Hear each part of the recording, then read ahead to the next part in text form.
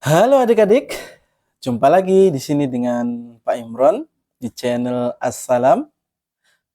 Salam Triple S. Sehat, semangat, sukses. Adik-adik sekalian, Assalamualaikum warahmatullahi wabarakatuh. Kita akan belajar ya adik-adik tentang sejarah berdirinya dinasti Abbasiyah. Wah, pasti di sini masih ada yang bingung adik-adik. Apa sih dinasti Abbasiyah itu? Perasaan saya baru pernah dengar deh, Pak. Ya, adik-adik, tidak masalah. Kita akan coba berkenalan dengan apa sih itu dinasti Abbasiyah itu. Nah, adik-adik pasti sudah pernah mendengar sebelumnya dinasti yang sebelumnya, yaitu bernama dinasti Umayyah. Nah, dinasti Umayyah ini mengalami banyak sekali ketidakpuasan dari rakyat-rakyatnya. Yang memimpin-memimpin itu dianggap semena-mena, dianggap mementingkan keinginannya sendiri.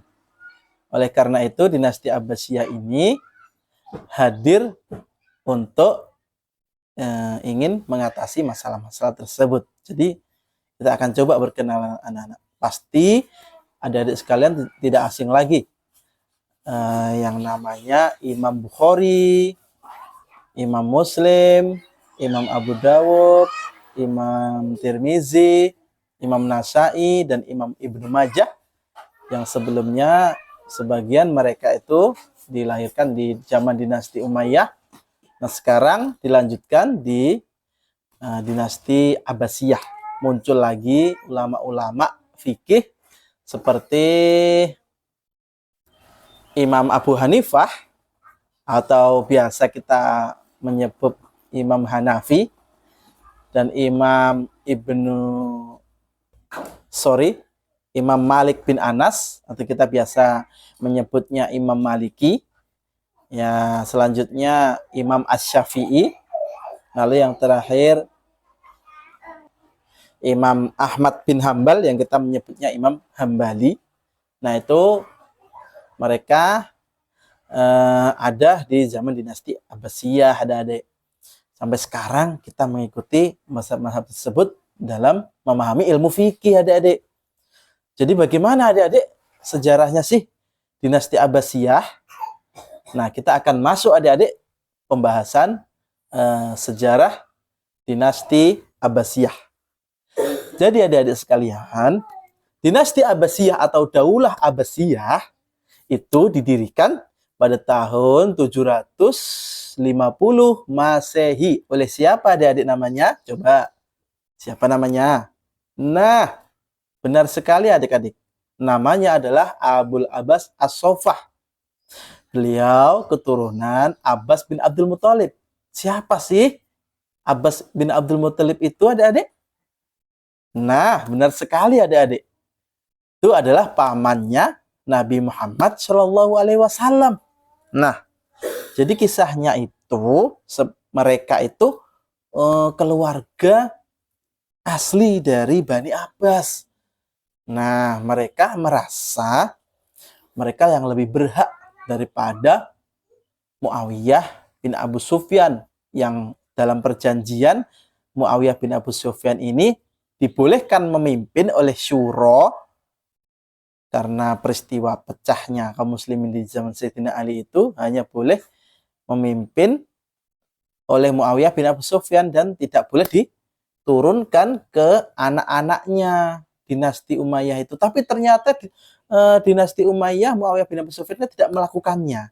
Justru menurunkan tahta kerajaan itu kepada anak-anaknya sendiri, tidak diberikan kepada zuriatnya Rasulullah seperti Bani Abbas ini. Adik-adik sekalian. Jadi penyebab berdirinya dinasti Abbasiyah, kita langsung masuk ke subbabnya, yaitu bagaimana sih penyebab berdirinya dinasti Abbasiyah. Yang pertama yaitu yang Bapak bilang tadi ya, dinasti Abbasiyah merasa lebih berhak atas kekhalifahan Islam daripada Bani Umayyah karena melanggar perjanjian tadi ya anak-anak ya. Mungkin terlalu terlena dengan kemewahan-kemewahan menjadi raja tuh, menjadi presiden itu, menjadi menteri itu mungkin enak sekali ya adik-adik ya. Ya, bagi yang tidak memikirkan rakyatnya. Ups ya. Kita lanjut dulu adik-adik. Yang kedua yaitu sistem pemerintahan dinasti Umayyah itu dianggap menyimpang dari nilai-nilai agama Islam, padahal kan Islam ya adik-adik ya, tapi kok malah menyimpang dari ajaran-ajaran Islam ya. Mungkin mereka lebih menganut ke Syiah dan ada aliran-aliran Khawarij yang non Sunni adik-adik. Yang ketiga penyebab berdirinya dinasti Abbasiyah yaitu Bani Abbasiyah ini merasa tersingkir dari kekuasaan dinasti Umayyah. Lalu yang keempat yaitu terjadi pertentangan semakin memuncaknya pada masa pemerintahan Khalifah Marwan dari Bani Umayyah. Ini semakin menganggap bermewah-mewahan sendiri ya, menjadi raja gitu loh ya anak-anak ya. Sudah di atas lupa sama yang di bawah kadang anak-anak ya. Iya. Itu makanya anak-anak pelajaran untuk kita kalau sudah di atas jadi pemimpin, jadi presiden atau jadi menteri atau jadi apapun itu yang di atas, jangan sampai kita semena-mena anak-anak, jangan sampai tidak memikirkan yang bawah. Jadi nasibnya bagaimana, makannya sudah ada makan sehari-hari atau kurang ya adik-adik. Nah, setelah kalian tadi mengetahui bagaimana sih penyebab berdirinya dinasti Abbasiyah itu, yang ternyata Bani Abbas itu kan lebih merasa berhakan daripada Muawiyah bin Abu Sufyan. Bapak ceritakan sebelumnya tadi, ya memang yang namanya dinamika politik itu ya biasa, tetapi politik itu akan bagus, akan indah ketika politik itu beragama gitu ya adik-adik ya. Nah, lalu adik-adik sekalian, kalian pasti pernah mendengar yang namanya Al-Khwarizmi, yang penemu angka 0 itu ilmuwan dari Muslim ya, ilmuwan Muslim Islam dari dinasti Abbasiyah itu salah satunya adik-adik. Jadi banyak ilmuwan-ilmuwan Muslim seperti ahli kedokteran yang sampai sekarang dipakai. Orang Barat bilang Avicenna, orang Islam bilang Ibnu Sina, ada Ar-Razi, dan lain-lain yang nanti akan kita bahas di subbab yang khusus selanjutnya adik-adik. Nah, tadi kalian sudah memahami bagaimana sejarah berdirinya atau proses berdirinya dinasti Abbasiyah, lalu bagaimana sih sebab-sebabnya. Kita akan lanjut ke subbab berikutnya, yaitu bagaimana sih proses berdirinya dinasti Abbasiyah ini. Prosesnya yaitu adik-adik sekalian, menyebarkan misi propaganda melalui jaringan rahasia. Yang kedua prosesnya yaitu menghimpun kekuatan militer demi menghancurkan kekuatan Bani Umayyah yang memang sudah tidak tahan lagi ya, mungkin ya rakyat ini menderita gitu ya adik-adik, karena orang atas enak-enakan ya, yang bawah menderita. Masya Allah. Dan yang ketiga, ingin melakukan pemberontakan terhadap pemerintah yang berkuasa. Itu prosesnya. Lalu kita akan masuk ke subbab yang keempat ya, keempat, yaitu peran Abul Abbas As-Saffah. Itu apa saja perannya? Yang pertama, peran beliau yaitu membasmi para pendukung dinasti Umayyah. Ya, yang kedua yaitu memindahkan pusat pemerintahan dari Damaskus ke Kufah. Nah, seperti yang dilakukan oleh pemerintah negara kita saat ini, ingin memindahkan ibu kota dari Jakarta menuju IKN Kalimantan gitu adik-adik ya. Nah, yang ketiga, peran Abu Abbas As-Saffah ini adalah mendirikan kota Baghdad, yang ini menjadi kota istana terindah di sepanjang sejarah baik dari seluruh penjuru negeri dunia waktu itu ilmuannya ada di orang Islam, anak-anak, puncaknya waktu itu di tahun 750 Masehi itu, anak-anak. Jadi yang nanti Baghdad itu akan menjadi pusat kekuasaan dinasti Abbasiyah yang julukannya adalah kota 1001 malam. Nah, jadi intinya adik-adik sekalian, dinasti Abbasiyah ini biasa disebut dengan The Golden Age. Apa itu The Golden Age? The Golden Age adalah suatu masa kejayaan, puncaknya kejayaan orang Islam waktu itu, anak-anak. Dan sampai sekarang kitab-kitabnya itu kita baca dan kita pakai, anak-anak, yang ulama-ulamanya itu dari dinasti Abbasiyah, ilmuwan-ilmuwan itu, anak-anak, termasuk kitab-kitab sejarah, kitab fikih, kitab memahami Islam gitu, anak-anak. Jadi mereka itu ilmuwan-ilmuwan dulu pada kabur di masa dinasti Tang. Dinasti Tang ini dari rajanya yang namanya Hulagukan ini membantai umat Islam, adik-adik.